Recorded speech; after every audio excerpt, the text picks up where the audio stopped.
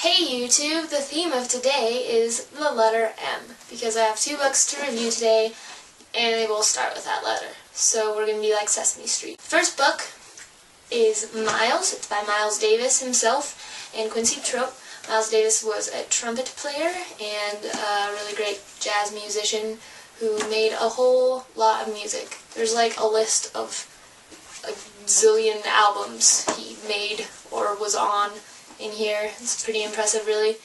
What I'm going to say about this book is that it's an autobiography, which isn't my usual type of genre, but it was interesting to read biography for once.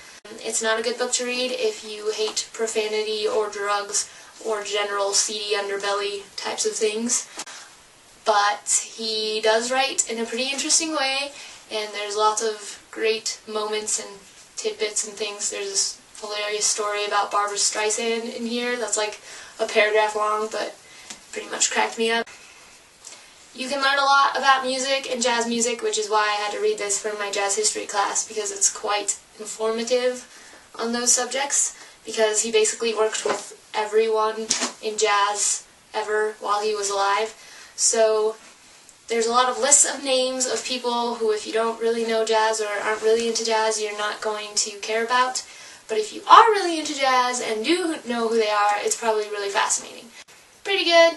I give it a C or a B if you're really into jazz. The second book I read this past week is Mockingjay. It's the third in the Hunger Games series. It sort of takes place in the future, and it kind of combines like Roman gladiator type things with